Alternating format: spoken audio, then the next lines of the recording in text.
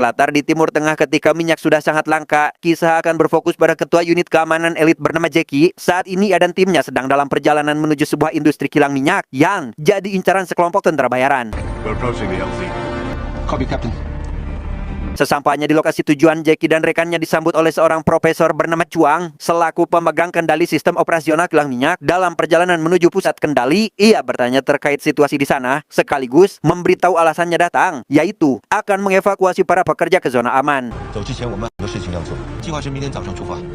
Sejenak kita tinggalkan dulu Jackie dan beralih pada seorang mantan tentara bernama Chris yang sudah lama pensiun dari militer dan menjalani kehidupan damai di sebuah desa terpencil. Meski begitu, Chris terkadang ikut terlibat dalam pekerjaan kotor adiknya yang merupakan tentara bayaran, di mana jatah uang yang dia dapat selalu Chris sumbangkan pada panti asuhan yang ada di desa tersebut. You gonna count it? Oh yeah, my counter. Setelah sebelumnya sukses menjual senjata api legal, si adik yang bernama Henry pun mengajak Chris untuk join dalam pekerjaan selanjutnya, yaitu menculik Chuang dalam perjalanan menuju zona aman. Namun kali ini, Chris menolaknya dengan alasan terlalu beresiko karena si target akan mendapat pengawalan ketat. Even for you.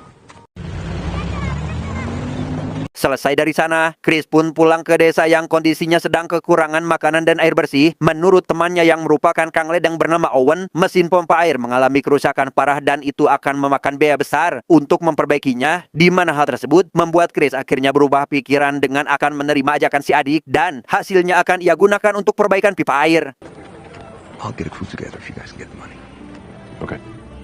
Singkat cerita, pagi puncak, sebelum berangkat, Chuang mematikan seluruh sistem operasi dengan menggunakan sebuah dongle atau perangkat kecil yang mirip seperti USB. Ia menitipkan alat tersebut pada gadis bernama Mei, selaku teknisi di tempat itu, bukan tanpa alasan. Hal itu sengaja Chuang lakukan untuk mengantisipasi bila mana dirinya ditangkap oleh tentara bayaran.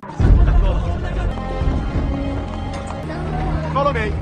Karena helikopter tidak akan cukup untuk mengangkut warga yang jumlahnya tidak sedikit, Jackie pun menggunakan 11 unit bus untuk membawa mereka menuju zona aman, di mana Chuang bersama asistennya akan berada di bus nomor 8 yang posisinya berada di tengah, tanpa sadar jika saat ini ada salah satu tentara bayaran yang menyamar sebagai pekerja dan menandai bus tersebut menggunakan tanda silang.